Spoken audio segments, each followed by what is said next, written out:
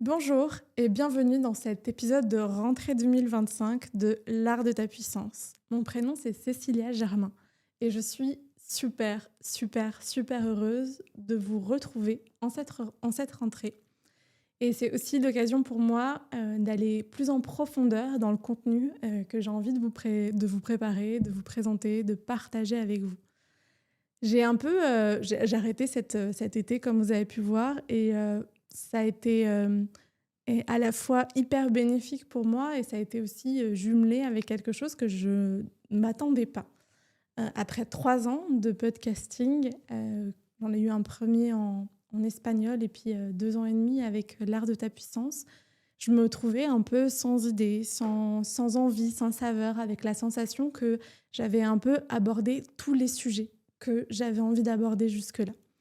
Et puis, la vie est toujours bien faite parce que j'ai trouvé de nouvelles inspirations et j'ai pioché ça dans le changement identitaire que j'ai vécu, moi, en tant qu'entrepreneur, ces derniers mois.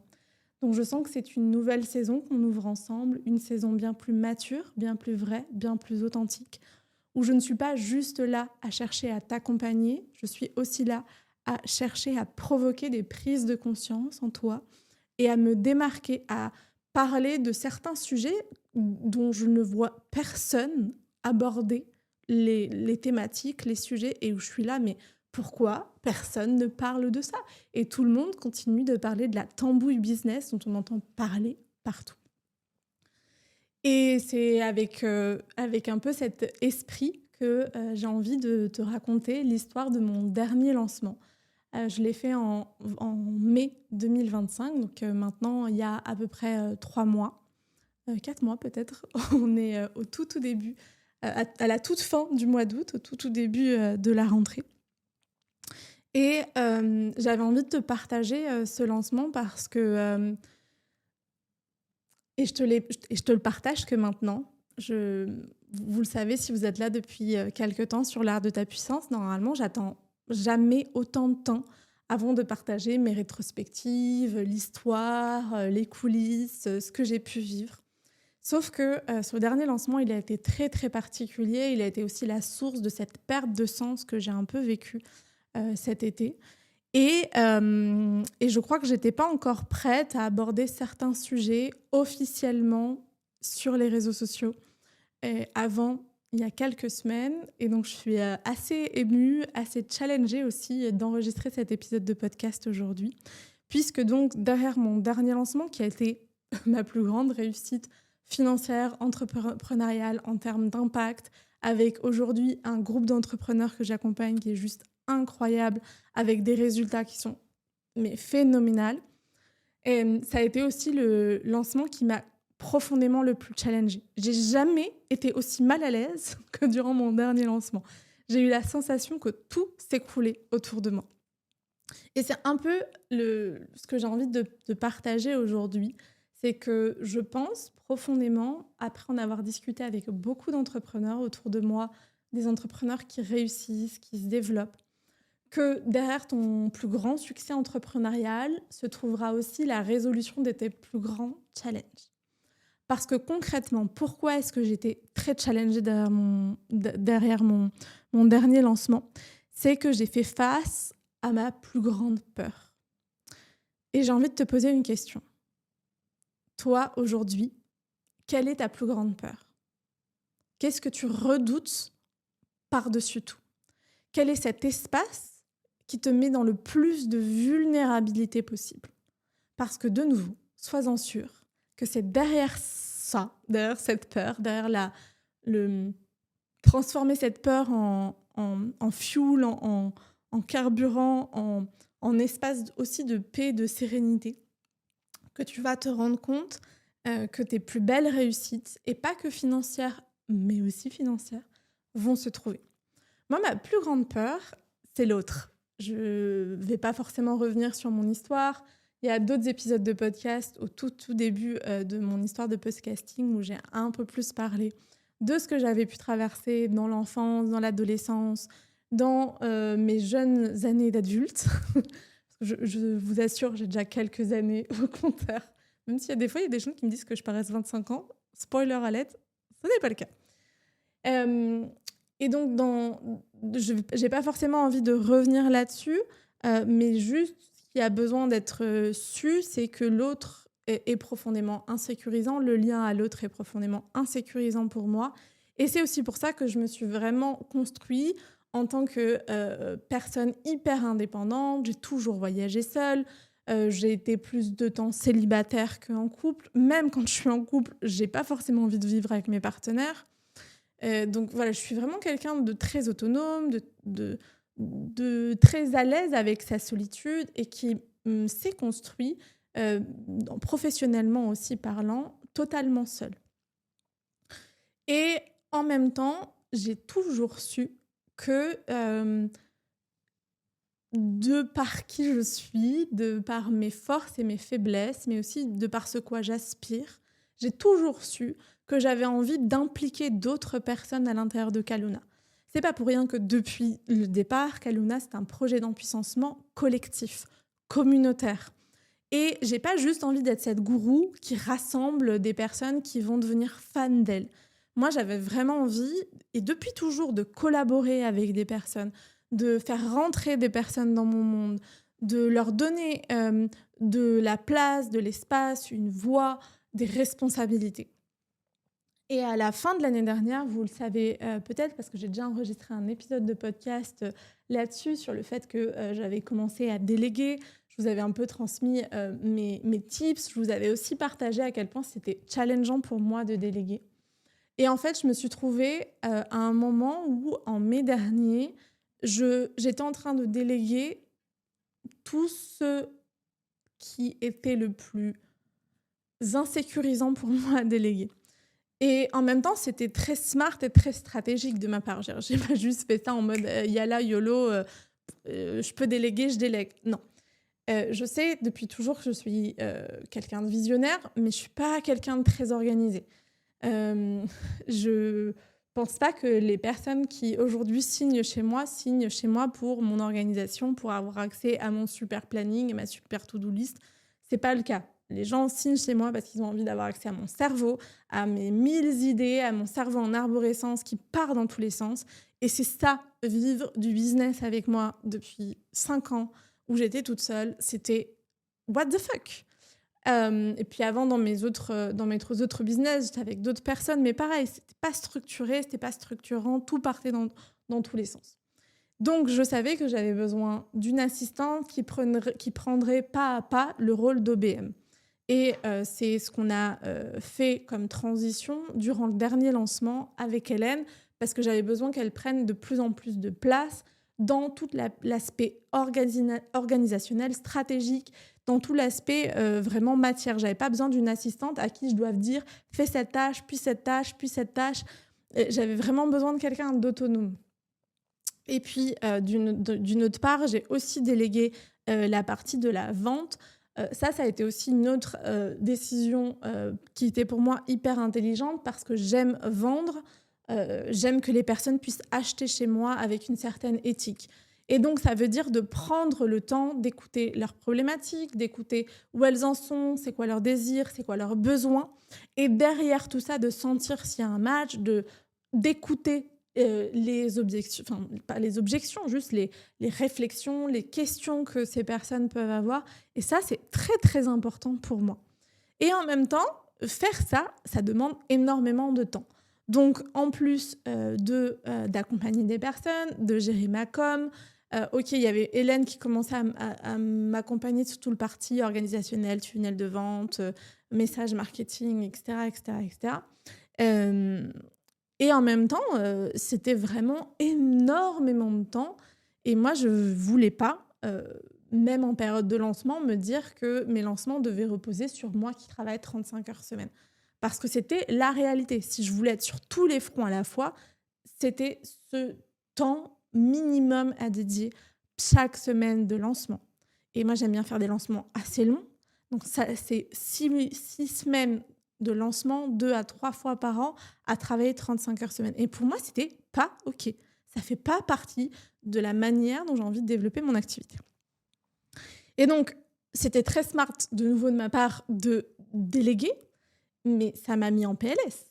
ça m'a mis en PLS parce que bien sûr, au moment où alors je fais la passation, voilà, je forme tant bien que mal, et plutôt pas excessivement bien, je dois l'admettre, Hélène et Pauline et je me suis retrouvée à un moment où en fait, au début, du lancement, il y a eu plusieurs erreurs assez importantes qui ont été faites et moi, j'ai eu la sensation de mourir à l'intérieur.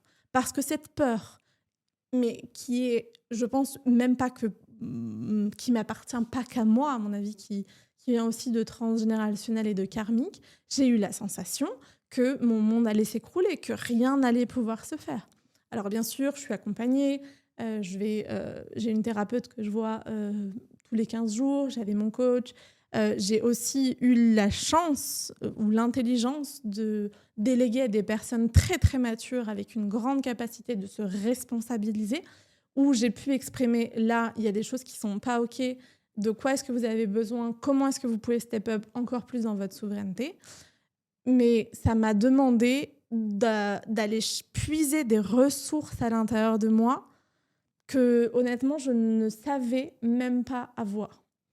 On en parlera dans un épisode que j'ai prévu pour dans quelques semaines. Je vous partage justement les 3 secrets du fait d'avoir réussi à faire 70 000 € en 3 mois au début d'année. Et derrière ces secrets, il y a justement ce que j'ai touché du doigt quand je me suis retrouvée dans la plus grande des vulnérabilités, dans une situation qui était totalement inconfortable pour moi, qui éveillait mes plus grandes peurs et où en même temps, je n'avais pas envie de faire demi-tour. J'avais pas envie de me dire je call off le projet, on arrête, on abandonne et puis c'est pas grave, je continuerai comme ça. J'ai vraiment décidé de me faire confiance en mon instinct, pourquoi j'avais décidé de déléguer, en la vision que j'avais de mon entreprise, dans les personnes que j'avais recrutées et que je savais être quand même très compétente et en plus avec une grande capacité à se remettre en question. Je me suis dit, OK, c'est juste qu'il faut apprendre à la machine à rouler. Et j'ai avancé. Je me suis retrouvée dans une semaine de challenge.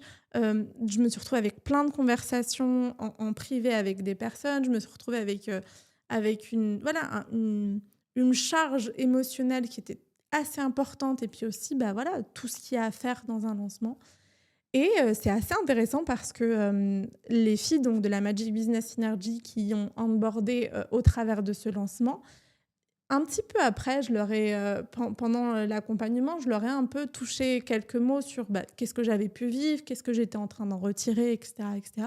Et elles m'ont dit, c'est incroyable parce qu'on ne s'est pas rendu compte que tu traversais ça. Et je crois que c'est ça la qualité d'un leader. C'est ça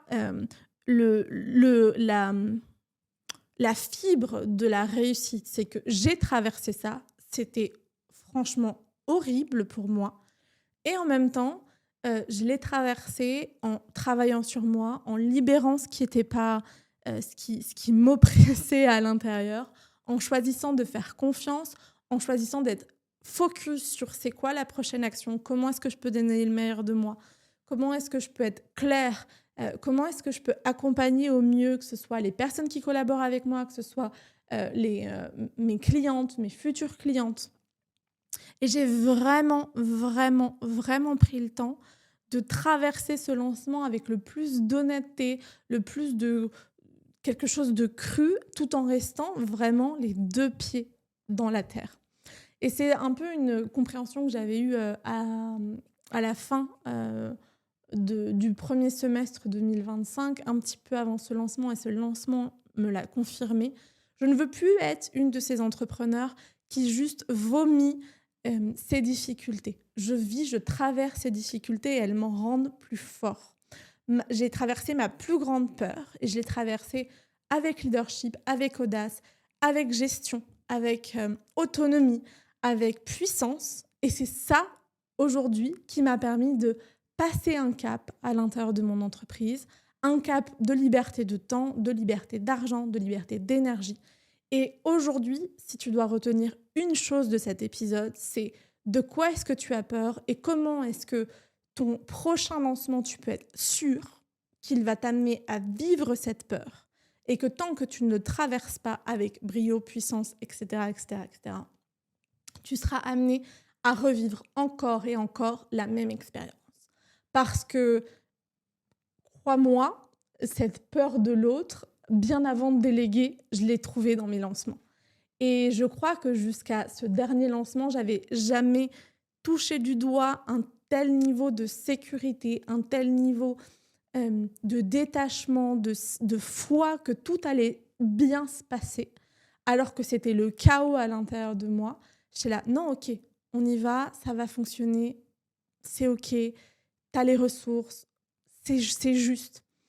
Et je pense profondément, on en reparlera à la fin du prochain lancement qui arrive, que je vais plus être challengée autant sur cette peur-là. Il y en aura suffisamment d'autres qui vont apparaître pour que ça continue de me faire évoluer. Mais en tout cas, certainement pas cette peur-là. Ou peut-être pas cette peur-là. Et puis même si elle revient, de toutes les manières, je le sais, parce que je le dis aujourd'hui, et c'est le sujet de cet épisode de podcast, ta plus grande peur, ce sera ton plus gros challenge dans ton lancement. Et ce sera aussi ta plus grande source de réussite. Alors, n'hésite pas à venir me commenter dans cet épisode de podcast ou venir discuter avec moi sur les réseaux sociaux. Tu me trouves surtout sur Instagram. Mon arrobas, c'est Cécilia-Germain. Avec grand plaisir de discuter avec toi de qu'est-ce que ta plus grande peur, comment est-ce qu'elle s'est déjà manifestée dans tes derniers lancements, comment est-ce que tu peux la traverser avec plus de sécurité intérieure dans les prochains pour toucher un nouveau niveau de réussite pour toi. Et puis, si ce n'est pas déjà fait, moi, je t'invite à t'abonner à l'Art de ta puissance sur la plateforme de podcast qui est la tienne, que ce soit Spotify, Apple Podcasts, YouTube, Deezer, et à rester par ici, parce que qui dit rentrée dit nouveau projet. Il y a quelque chose de vraiment exceptionnel qui arrive. Je vous l'annonce dès la semaine prochaine. Donc, si ce n'est pas encore fait, tu t'abonnes, tu le partages à tous tes business buddies qui ont besoin d'entendre ça, qui ont besoin de se rendre compte que si elles ont été challengées par quelque chose, c'est certainement que leur lancement atteindra un nouveau niveau de réussite si elles sont capables de traverser cette peur, cet obstacle, cet auto-sabotage avec un grand niveau de sécurité. Et puis, à l'intérieur de l'Art de ta puissance, tu le sais, tu retrouves énormément de ressources concrètes, pratiques, pour passer à l'action et pour être capable de traverser cela.